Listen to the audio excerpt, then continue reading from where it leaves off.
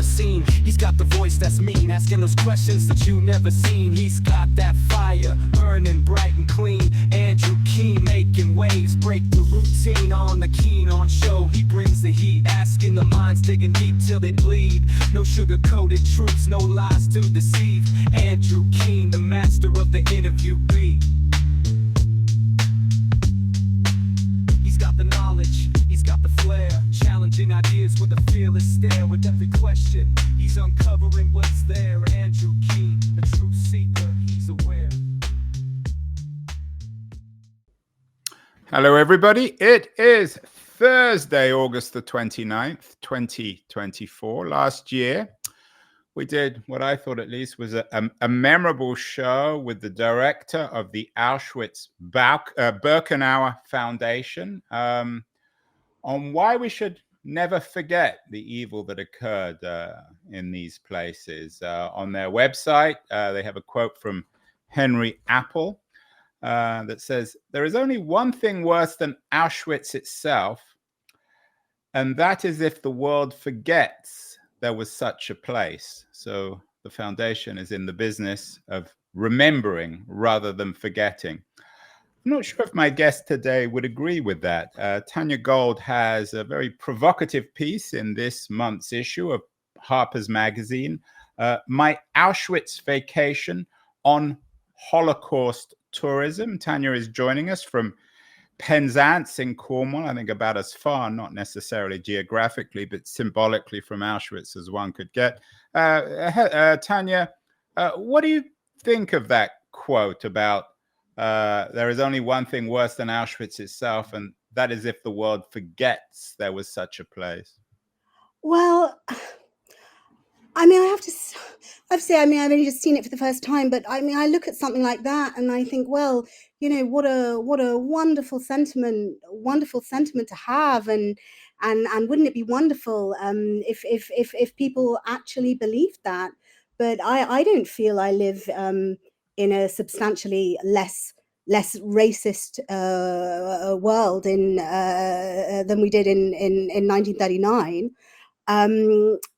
And I think we're still processing these things. But if we're talking about Poland, and my piece was about Poland, there was a huge amount of anti-Semitism in Poland before 1939, all the way from the medieval period, from Polish people. And then the Nazis came in and they had their own kind of murderous racism towards Jewish people. So I think I look at something like that because I did go to many places in Poland that were supposed to memorialize and commemorate the Jewish civilization of Eastern Europe, which is, it's simply gone. You know, you don't go to Poland and find large remnants or fragments of that enormous Jewish community that existed until 1941 and was annihilated between 1941 and 1945. I mean, it just simply isn't there anymore. So, I mean, so that's all gone. And then you get a line like that on a screen, and I just think, it just doesn't, I'm sorry to say, it just doesn't really mean anything to me, because that's not the reality that I found in Poland. I did not find the reality of grief. I didn't even find a real acceptance of what had happened, of the truth of what had happened. And I'll talk to you about this because there are some Polish historians doing absolutely fascinating work on how Poland has processed the Shoah, which took place, as you know, all in Poland, not by Polish hands. You know, you do not call them Polish concentration camps. They were concentration camps in Nazi-occupied Poland. But the experience of the Poles towards their Jewish neighbours during the war is much more complicated, and I would say darker than certainly the Polish government and most Polish people will admit. So that's a rather rambly way of saying it just doesn't mean anything to me. It's a word. It's a sentence. It's a sentence on a wall. One correction. I'm not sure if you meant it, Tanya, but the Holocaust didn't entirely take place in Poland. It took place in much of the rest of Eastern Europe. Is that what you meant? I mean, there were well, 6 million Jews were killed in the Holocaust, of which 5 million of them were killed in the extermination camps in Poland. They were moved. The Jews of, the Jews of Italy, of Austria, of Germany, of of all the countries where the Nazis could get them, were at the beginning. They just used to shoot them in the forests and in the woods, kill them any way they could. But then the Nazis realized it was rather upsetting for German soldiers and their collaborators to kill the Jews in that way. So they started experimenting with ways to kill them en masse. So it was less upsetting for the German soldiers and their collaborators. So of the 6 million murdered Jews of Europe, 5 million of them were killed in death camps that were established by Germans in Poland. And of that 5 million, 3 million of them were Polish Jews. Yeah, I don't want to turn this into a show about the metrics of the Holocaust, but my understanding is that isn't the case. Where's that information from?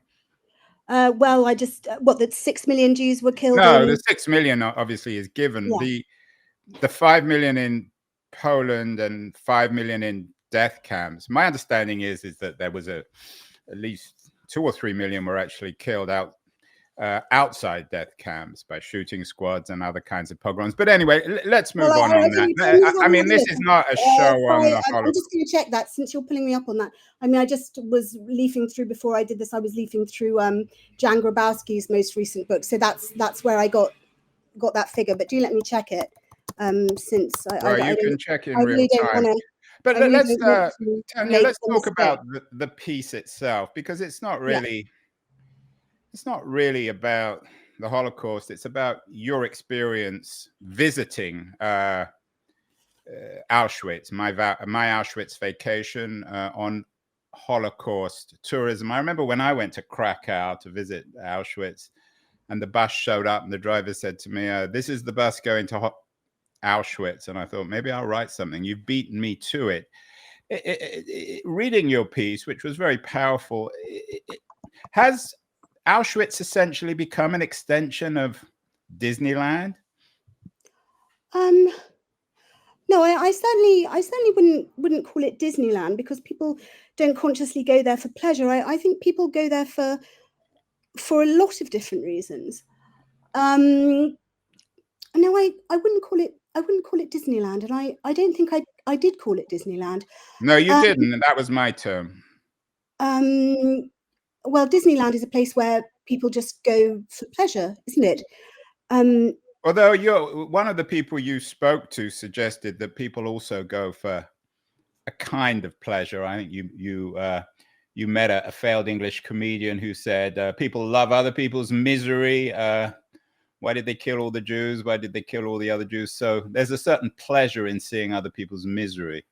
Well, yeah, I mean, he was fascinating. I met him in Krakow, and I stayed in Krakow for several days, and I was fascinated by him. I mean, I don't know if he was a failed comedian. I thought he was a failed comedian. He seemed like a failed comedian. He had the manner of a failed comedian. He had the manner of a failed comedian.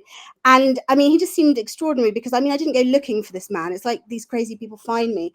And I asked him if I could interview him.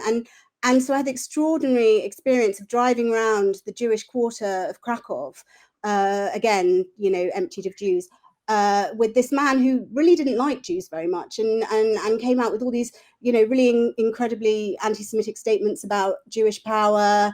He said that the Jews weren't very popular with their neighbors in Poland, which of course is true. So he's right about that. So I found it all sort of rather shocking and also quite funny. But he did say one thing to me that seemed very true. I said, "Why do you think people go to Auschwitz?" And he said, "I think they enjoy it." And that did seem to me very true. There's a lot of culture now that people read about this. I mean, every month there seems to be a new sort of hit trash pulpy novel about somebody who died in the Holocaust, or was based on someone who died in the Holocaust. And it seems to me not only sort of like morally obscene, but rather sort of an extension of the crime fiction genre. It's like people want to imagine that happened to them. Yeah, and we've had a number of those authors on the show, and I sometimes have to bite my lip, because I think you're absolutely right. So let's go back to the piece, My Auschwitz Vacation on Holocaust Tourism. Tell me the background of this. Why did you choose to go? Well, I chose to go because I am a British Jew, and the historian Simon Sebag Montefiore once said to me, and I think this is very true, Jews reflect their place and time. So I went to an English public school, and I grew up as a British Jew, never quite sure whether I was British or whether I was Jewish or whether I was giving a bad impersonation of both. And I understand you're a British Jew, so maybe you'd have something interesting to say about this. Yeah, probably And stuck in the same place as you. That's why yeah, I live in America. is it? Yeah, God, I'd love to live in America. And my mother is a historian of the Holocaust. And so in a way, I grew up, and the Jewish world that was most vivid and alive to me, and I know this sounds disgusting, and well, maybe not disgusting, but this sounds very sad and very odd. And I did write an article once where I called the Anglo-Jewish community, which is, as you know, the only intact Jewish community in Europe, peculiarly haunted. So I was just sort of wandering around, not really knowing who I was. And I knew at some point I would have to go to Poland. My grandmother, Minnie, Masha, all her sisters were born in Łódź, which is not that far from Auschwitz. But of course, she didn't talk about it. That generation never did. So I just felt this great curiosity. And then after 2016, I mean, I'd never seen anti-Semitism my whole life. And then after 2016, in Britain, we had a man who I believe was an anti-Semite. I mean, others disagree, that's fine, leading the Labour Party. And we saw what I believe was an explosion of anti-Semitism in public life in Britain. Other people call it anti-Zionism. I know we're not here to talk about this. I think it's anti-Semitism. And I became very, very curious about the relationship between this, what I consider to be growing public anti-Semitism, and this sort of fetish for Holocaust memorials that we're seeing all across Europe. They're everywhere. For your Disney travelers. In Britain, they're planning a vast new Holocaust memorial next to Parliament itself. And it just seems absolutely crazy. Is there something, I sometimes thought this, Tanya, something safe about Holocaust memorials? Now, you suggest that in the piece on your critique of what's happening, or suspicion of what's happening in the UK, given that the UK wasn't really directly involved in the Holocaust. Is it just an easy thing to knock off the list? Well, I think I'm sort of quoting a man I met in Poland called Janusz Makak, who runs the Culture Festival. You do something so you don't have to do more. It's the least you can do. I mean, to me, memorials to any catastrophe, any genocide,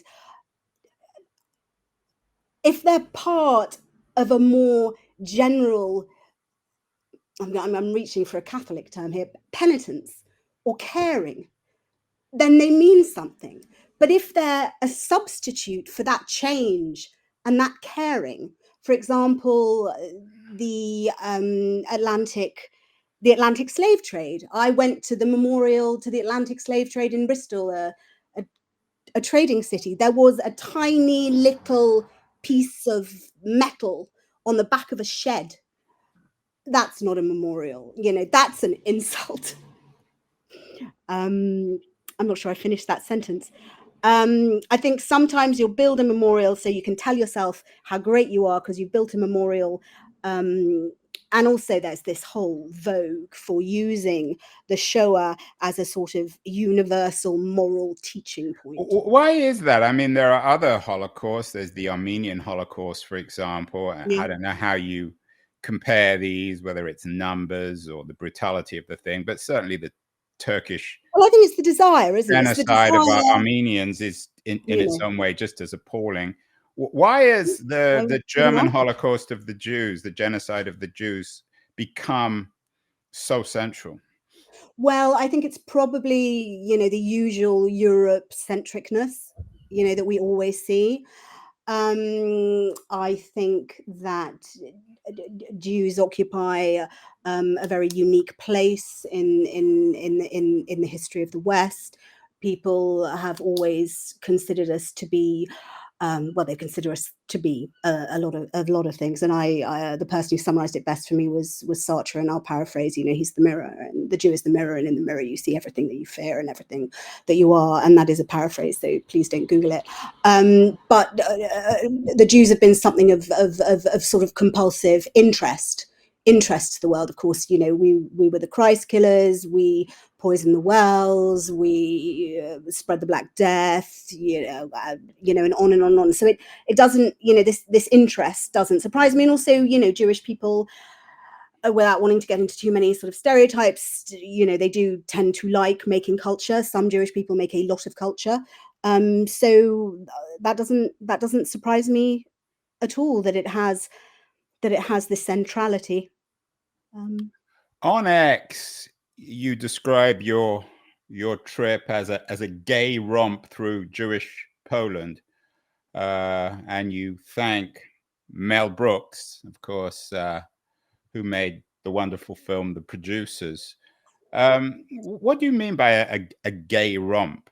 It's a joke, obviously, because in The Producers, of course, which is a play about how you make more money from a flop than you do for a hit. So these two producers, who, by the way, I think are the Jewish soul. One is terrifying, one is terrorized. They express the duality of Mel Brooks and of the sort of the Jew, scare quotes, when attacked, sort of in the round. So they need to find the worst play in the world, and the play that they find is by a guy called Franz Lipkin, and it's called Springtime for Hitler. And Lipkin sells it as a Springtime for Hitler. A gay romp with Adolf and Eva at Berchtesgaden, right? So it was sort of a joke, because I've always watched The Producers. I've watched The Producers since I was a child, and for those who haven't seen it, I highly recommend it. It's a 1967 movie. Do you think, I know you worked with the guys at Harper. We've had lots of their writers. I'm friendly with the people there on the show. Do you think if you'd have pitched them a serious, and not a serious piece, but a darker piece on a trip to Auschwitz, they might have been a bit more ambivalent? Were they looking for a gay romp?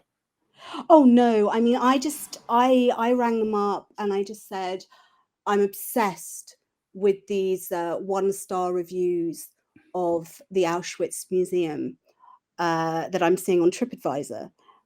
So, can I go along? I wanted to do a piece of reportage, and actually I feel a bit bad that we got into that sort of big history thing at the beginning, because I'm not a historian, I'm a journalist, and I go and I see things with my own eyes, and then I report on them. So they certainly weren't asking me for that, but I sort of knew, because I worship Mel Brooks so much, that I hoped that it would be funny, that there would be some irony in my trip to Auschwitz, that I would be able to find the things that were ridiculous and absurd, and write about them, because I think Auschwitz has become a sort of thing, like a note, you say it, it's a deep note, and then suddenly everyone pauses. But I mean, what is it really? That's what I wanted to discover. So they say yes, that I went out to Poland and I spent quite a lot of time in. Now, you're asking me about Disneyland. Krakow is Disneyland. Auschwitz isn't Disneyland, but Krakow, Jewish Krakow, is Disneyland. Yeah, you talk about a place called Jurassic Park in Krakow, which I actually rather like Krakow, but maybe I like places like Jurassic Park. Well, what I found amazing about it was you go, and it's very, very beautiful, and you might recognize it from Schindler's List, which was filmed there, and there's Jewish bands, and there's a Jewish restaurant called the Ariel, and there's Jewish museums and synagogues, and everyone's wandering around. It's Jewland, but it's there are Jewland without Jews. Exactly. It's Jewland without Jews, except you have these funny little toys all over the place, little toys. Yeah, on the shelf. That was very powerful. And I'm going to quote you here, because you write about it hilariously. There is a toy Jew on a shelf. He is perhaps 4 inches high, and he carries a large coin in his hand. If the coin was scaled up and with him, it would be the size of sombrero. This is the lucky Jew, a Polish good luck charm said to bring financial benefits. Said to bring by who? Oh, what, the people who will sell them to you? You know, that's, you know, they're like a little toy, and if you go and buy them, I mean, I didn't buy one, but I was told that if you go and buy them, you'll say, why am I buying this for your tourist? And say, oh, it will bring you good luck. It will bring you good luck. And I mean, I want a lucky Jew, Tanya. Where do I get them? Can you only get them in Krakow? I'm talking to you. You could probably order them from the internet. Yeah, they probably should be imported. Well, they tried to restrict their sale because it was considered to be tasteless. But I mean, as I said in the piece, I mean, I don't mind them. I think, I mean, and I thought that was a real pathos to me for that Poland doesn't have any Jews anymore. And so they've got toys of Jews. And I thought there's something so sad about that. And also, yeah, and quite funny. Funny and sad, although funny and sad often go together. You talked about the tastelessness of the toy Jew. Was the whole experience just tasteless? Were there any moving experiences you had there where somehow, for one reason or other, they captured the profound evil of what happened? Well, I was just in shock when I went to Poland, which probably means I eventually wrote a good piece. It took me a long time to write it, though I'm maybe not the best radio guest on it. I was in a state of complete shock because I was totally unprepared for the absence I felt all over Poland. And it's not just the absence of Jews. You know, of course, you know the history. Stalin and Hitler carved it up between themselves. Then they changed sides. And after the war, the Soviets moved in. So Poland suffered an enormous trauma. And not only are the Jews missing, you know, many intellectuals are missing, dissidents are missing. It's a country of missing people. And I'd never been anywhere like that before. Krakow, what do you mean the dissidents are missing? Well, you know, they would have been murdered, you know, if they hadn't been murdered by the Nazis. Oh, you mean dissidents during the Second World War? Yeah. I mean, this was a country that lived under, you know, two competing tyrannies for 2 generations. I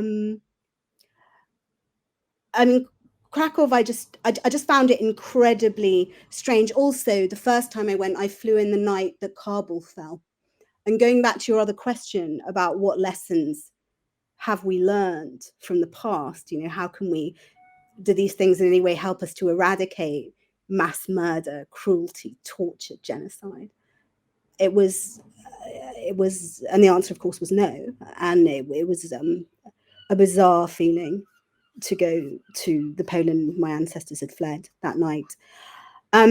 So do you want to talk about, I'd really like to talk to you about the town next to Auschwitz because it's bizarre. Yeah, tell me about the town next to Auschwitz. Okay, most people go straight from Krakow to the concentration and extermination camp. Yeah. They don't stay in the town. I think I did that. Did you? Yeah. It's completely mesmerizing. And again, it was boiling hot when we went. And it's a very beautiful little old town, and it was half Jewish. The Poles call it Oswiecim. You know, Auschwitz is the German name, so obviously, you know, they don't call it Auschwitz; they call it by its Polish name. And it was half Jewish before the war, and again, just emptiness. You walk down the old Jew street, and where there was once the great synagogue, which the Nazis blew up when they came in, made the Jews dispose of all the stone. It's just gone. It's just gone. The synagogue was rebuilt. But it has no congregation. And again, there's a sort of settled silence over the town, and it's an extraordinarily beautiful place, Galicia. And I climbed, and it's got a noble ancient history of which they're very proud. And I think it's very difficult for them, for the townspeople, that whenever their town is mentioned, all people think is extermination camp. And I climbed the tower of the medieval castle, and I mean, it's a little bit morbid, but I looked towards where I knew the camp was to see if I could see it. It was all shielded by forest, just like Treblinka is shielded by forest. And I stayed there for a long time, and I don't know what I was looking for, but I didn't find anything. Tanya, some people might be watching this, especially Poles, and thinking to themselves, well, this is all very well. And of course, there was anti-Semitism in Poland. And You there think? yeah, and some Poles were responsible, and there were Poles who were mass murderers and all the rest of it. But this was ultimately a crime committed by Germans. A couple of weeks ago, we had Richard Evans on the show. Yeah. Very distinguished and English historian. He's just written a book about how leading Nazis were in some ways just ordinary middle-class people, for better or worse. What did your trip, I know you spent a lot of time thinking about Poles and Poland. Did the trip help you in any way to make sense of Nazis and Nazism in Germany? I don't really care about Nazis. I sort of feel like I've thought about Nazis enough in my life. My mother was a historian of the Shoah. I think that it was a sort of attack of mediocrity. I mean, and I think a lot of the time when you're investigating what you consider to be woo evil, you think it's interesting, but it isn't. So I didn't really think about Nazis at all. I thought a lot about Poles and the Polish. But why? I mean, it was the Nazis who committed these terrible crimes, not the Poles.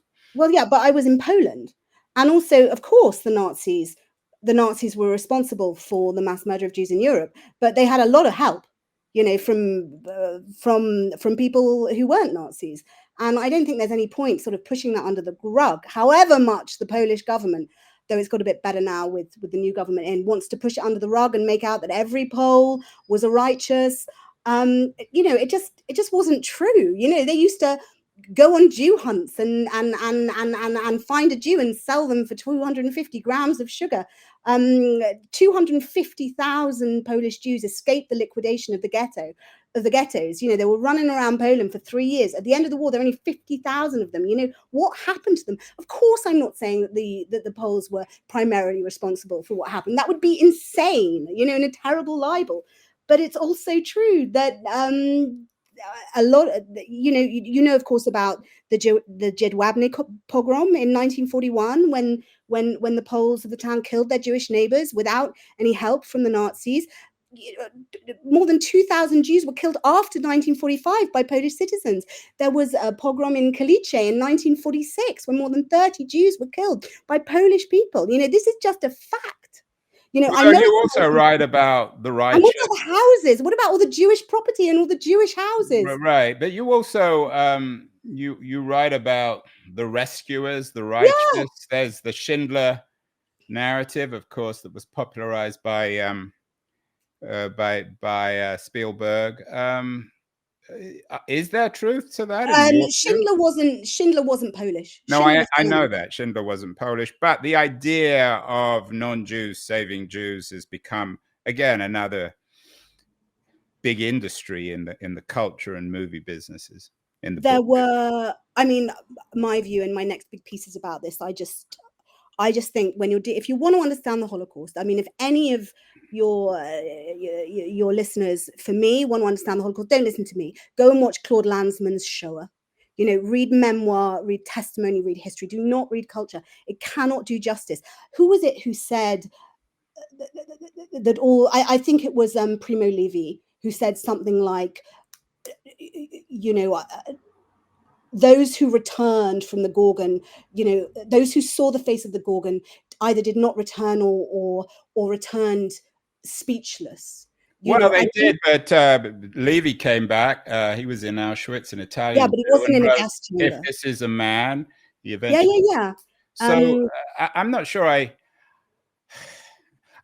take your point on watching the Lanzmann stuff, and it's very valuable. But you say, Levy turned it into, for better or worse, into great literature. The Polish Jewish writer Borowski wrote This Way for the Gas, Ladies and Gentlemen, which is a comedy about Auschwitz. So, it is possible to for better. I'm not sure I like this word, Tanya, but to turn this into art. Borowski and Levy certainly did it. Great. No, of course, and I think, and I want to get back to the point about righteous in a minute, because I think that's very important, and I went off on a tangent. I suppose the way I feel, look, I'm not ever going to try and stop anyone from doing anything. I'm just talking about, what I want to see and what I want to know. And I just think that the Jewish people can process the Shoah any way that works for them, and the Roma and the other victims, must do the same.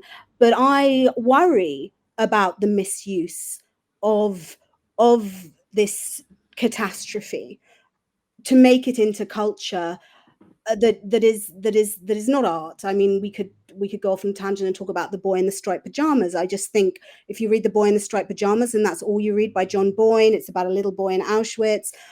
There's no Jewish aesthetic in that book. There's no Jewish sensibility in that book. And yet it is the best-selling children's book about the Shoah, apart from Anne Frank. It's taught in schools. I don't think it should be taught in schools. I don't think it gives you a full picture. And I think mostly what it does is the word Jew is there, but I don't think you would learn anything about the Jews from reading that book.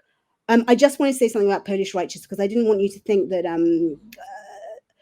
a lot of Polish people risked their lives to save their Jewish neighbors. That is absolutely undeniable. And the most famous example is the Ulmas of Markova, a family of 7, and mother was pregnant, and they were hiding a Jewish family, and they were betrayed. We think they were betrayed by a Pole. And they were all murdered. And there's going to be there's a museum. There's a museum to them in Poland. Poland Poland lost 2 million people during the war, and it has a lot to process as well. And one of the ways it processes its tragedy is, I think, the right-wing government, which has gone now, thankfully, would like to overstate the number of righteous. There's no question that some people risked their lives and were incredibly courageous and lost everything to help Jewish neighbors, but they were a small minority. There's a great deal of debate about how to remember or forget. I thought, and correct me if I'm wrong, I thought you made a rather dismissive comment about the Zone of Interest movie. It's divided people. It got a terrible review in the New York Times, but of course won Oscars. A lot of people liked it. I thought it was a wonderful film. What do you think of the Zone of Interest, both as a film and the Amos book, on trying to make sense of this evil? I just found it really, really trivial. I thought that the film, the movie or the book? No, the movie. No, I like the book, but I don't think it was really represented in the movie. The movie, I just thought that it was obsessed with its own audacity. It was like going, oh, this was done by real people. And as the Jews and the Roma over the fence were getting sent into the ovens, people were eating their dinner, and it seemed to think that this was an incredibly brave and amazing point to make. And I was just like, you think? I thought it was trivial. And as I said before, I don't like the absence. I don't like taking Jews out of Holocaust culture. I don't like the mystery and the namelessness of it. And actually, we haven't talked a lot about my visit to Auschwitz yet, but the main thing I came away from with it, I mean, look, no doubt they do their best, and whatever they do, some people will be unhappy. But I wrote this in the piece. I thought I thought 2 things. One thing I thought was love people, please love people. And the other thing I thought was, if you didn't know what a Jew was when you went to do the 5-hour tour of Auschwitz-Birkenau, you wouldn't know when you left. It seemed to me to be so much more about what was done to Jews than what Jews themselves were. So I recoil. Look, The Zone of Interest is a fine film. Whatever people want to watch, they can watch. But it didn't speak in any way to me. I just felt it was the same aesthetic, the same thing, taking this incident and making it about other people and their responses. And I have the same criticism of Schindler's List. I mean, I have a friend who's a film director, and he said if you took the music out of Schindler's List and you ended it without the ending with the candles and the Schindler's Children going to Jerusalem, and it would have been a masterpiece. But I have the same objection to Schindler's List, in which it's not really a film about Jews. It's a film about the emotional dynamic between two Germans. So I mean, it's probably not my market, you know. Are there good memorials? I mean, the one that comes to mind for me is the Yad Vashem Museum in Jerusalem. I'm not sure if I'm sure you've been there. Is that a model, or are there models for how this thing should be remembered in terms of museums and memorials? Well, I suppose it depends whether you think people can change. And if you take, and I'm not sure about that. And so thank God I'm a writer. Yeah, but you said before you wanted the Jews to be remembered, not just absence. Where are they remembered? Who remembers them? Well, I'll say two things about Yad Vashem. The thing I really like about Yad Vashem is that they have collected the names of everyone they can find. I mean, in Auschwitz, my guide, the first time I went, she didn't say a Jewish name for about half an hour. And you got no sense of the people who were killed there. At Yad Vashem, they've collected all the names that they can find. And I'm very happy to say this. Yad Vashem does not avoid, in my view, the sort of trap that all Holocaust memorials fall into, which is they all have an idea that they're trying to push. You know, if you go to Washington Holocaust Museum, you know, the sense is thank God for America. You know, if you go to the new British Holocaust Museum that's going to be built, which I hope it never will be, it will be, you know, we the British, we were the only nation in Europe that didn't butcher our Jews. Oh, and by the way, don't talk about the slave trade or colonialism. And I don't know if you've been to Yad Vashem, but as you go through and at the end, yeah, I have. there's this vast vista of Israel. And the point is very, very clear. Here now is Israel. You know, this is what we have. And is that what you like or don't like? Because I know. Well, I'm ambivalent about it. I'm just saying it's making a political point. You know, that's all I'm saying. I mean, I'm a Zionist. I'm just saying it moves on from what happened to. But it sounds like for all the absence of Jews in Auschwitz and in Holocaust tourism, your trip taught you a lot. It triggered a lot of thinking about being Jewish as Anglo-Jewish and the experience of the Holocaust and the responsibility of the Poles. So in an odd way, for all its tackiness, it actually worked for you. Well, the things that I learned from historians, and I learned from non-Jewish Poles who work in education and have tried very hard to process what happened to Poland, what happened to Jews of Poland, what happened to non-Jews of Poland. They're the ones who taught me what happened, you know. And if a Jewish person or a Roma person was to say to me, I'm going to go to Auschwitz, I would say, you know, be really careful who takes you round, because I didn't feel that either of the guys, like, I don't want to make a big point about this because, you know, it's not really very nice to go to Auschwitz and say, oh, do you know what? I've turned into one of my 1-star reviews on TripAdvisor people and say, oh, I didn't like it. But I mean, did you leave a review on TripAdvisor? No, I didn't. I left my review in Harper's. I mean, I'll give you an example. My first guide, so she didn't mention the name of any Jew for about half an hour.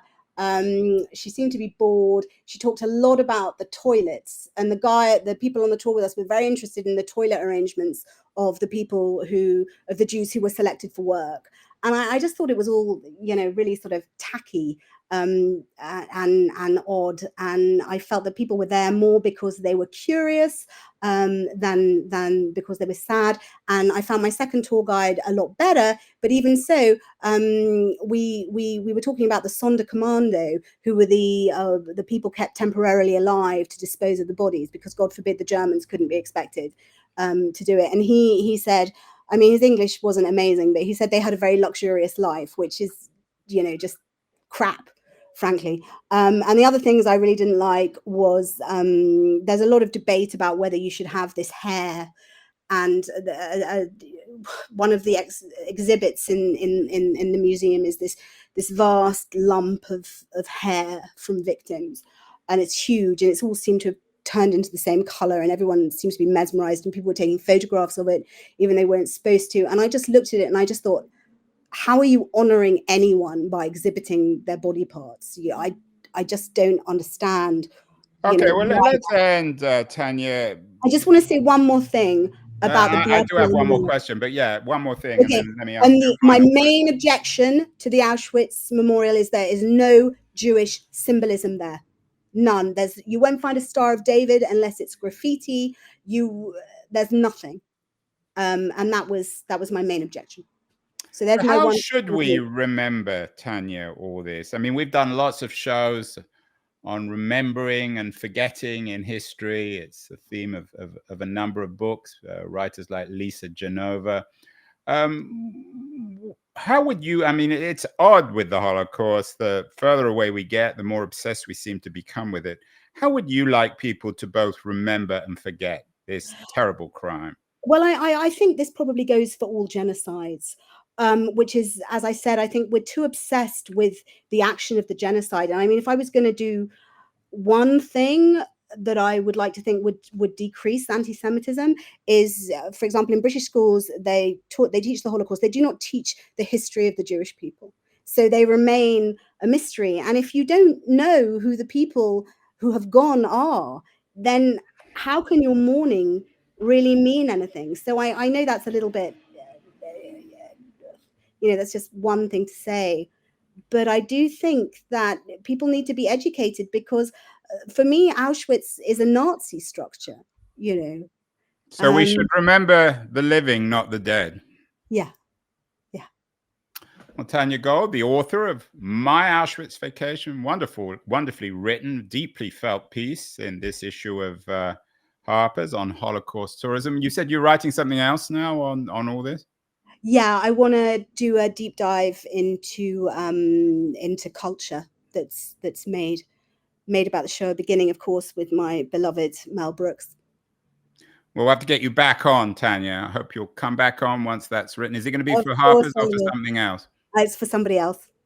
Okay, well, somebody else unnamed, but once it's out, we'll get you back. Tanya Gold, author of My Auschwitz Vacation on Holocaust tourism. Thank you so much. Real honor to talk to you. Appreciate it. Thank you, Andrew. Bye. Can I step on the scene?